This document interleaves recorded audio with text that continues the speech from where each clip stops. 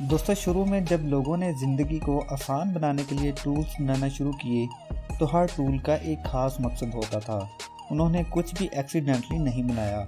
यहाँ तक कि जो काम आर्ट वर्क था उसका भी एक ख़ास मकसद था, जिसका ताल्लुक मजहबी अकायद या रोज़मर्रा की सरगर्मियों से था। सोडा कैन्स और कैन ओपनर्स से लेकर टेप मेजरिंग मशीन तक, इनके डिज़ाइन में ऐसी छोटी चीज़ें हैं जो बिल्कुल बेमकसद नज़र आती हैं, लेकिन हकीकत में इनका एक ख़ास मकसद होता है जो आपने कभी सोचा भी नहीं होगा। आज की इस इंटरेस्टिंग वीडियो में रोज़मर्रा की 6 ऐसी ही चीज़ें हैं जिनका मकसद आपको मालूम नहीं होगा। तो चलिए स्टार्ट करते हैं आज की इस इंटरेस्टिंग वीडियो को।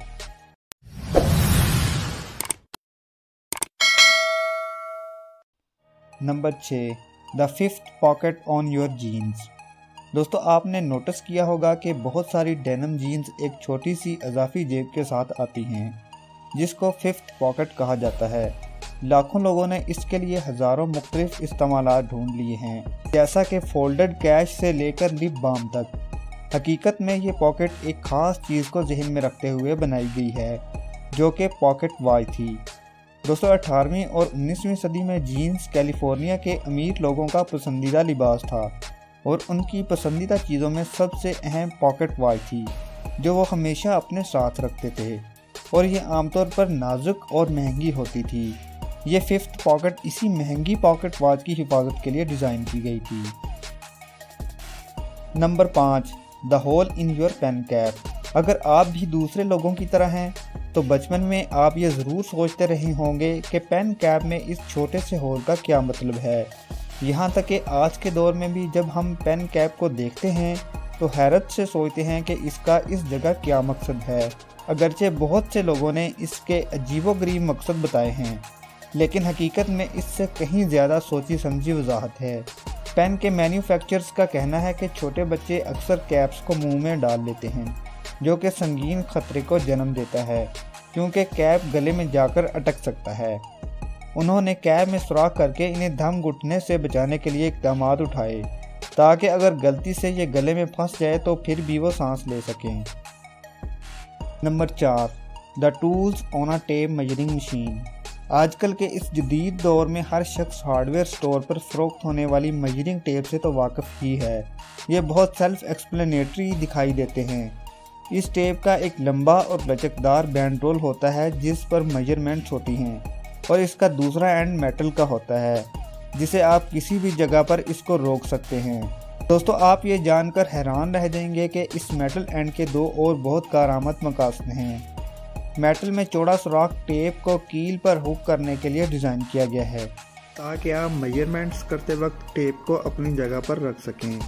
इसके अलावा इसी मेटल एंड में एक साइड पर एज है, जिसे आप हल्का सा दबाकर किसी बोर्ड या दीवार पर निशान लगाने के लिए इस्तेमाल कर सकते हैं, जहां आप अपनी पैमाइश का इख्तिताम करना चाहते हैं। Number 3, the ridge pattern on the edge of coins. दोस्तों, क्या आपने कभी ये सोचा है कि कुछ सिक्कों के किनारे स्मूथ होते हैं, लेकिन कुछ सिक्कों के किनारे खुरदरे होते हैं? इसकी एक बहुत अच्छी वजह है। पुराने अदवार में सिक्के मुख्तलिफ धातों से बनाए जाते थे, जिनका वज़न और नौइयत मुख्तलिफ होती थी, जो कि सिक्कों की असल वैल्यू थी।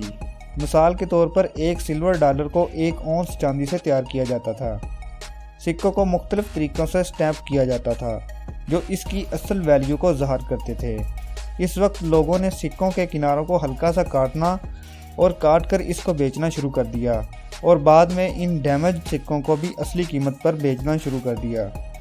इस सूरत हाल से बचने के लिए कॉइन मैन्युफैक्चरर्स ने एक तरीका अपनाया, जिसमें कीमती धाती सिक्कों के किनारों पर एक ख़ास पैटर्न बना दिए, ताकि आसानी से मालूम किया जा सके कि कोई सिक्का डैमेज्ड है या नहीं। आपने अक्सर देखा होगा, जब आप कोई फ्रूट खरीदते हैं तो इसके ऊपर स्टिकर लगा होता है।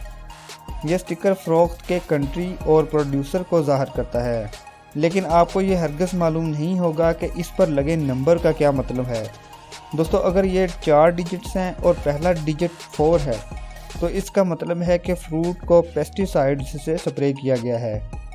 अगर 5 डिजिट्स हैं और पहला डिजिट 9 है, तो इसका मतलब है कि इसको ऑर्गेनिकली ग्रो किया गया है। अगर 5 डिजिट्स हैं और पहला डिजिट 8 है, तो इसका मतलब है कि फ्रूट को जेनेटिकली मॉडिफाई किया गया है। Number 1, R symbol. अगर आप हैरत में हैं कि कुछ ट्रेडमार्क्स के साथ सर्कल में आर क्यों है, तो इसका जवाब बहुत सादा है। इसका मतलब है कि ये ट्रेडमार्क गवर्नमेंट के ट्रेडमार्क ऑफिस से रजिस्टर्ड है। ये रजिस्ट्रेशन ओनर को ना सिर्फ अपनी प्रोडक्ट्स में इस सिंबल को इस्तेमाल करने की इजाज़त मिलती है, बल्कि इसकी खिलाफ वर्जी करने वालों पर कानूनी चाराजोई की इजाज़त भी देती है।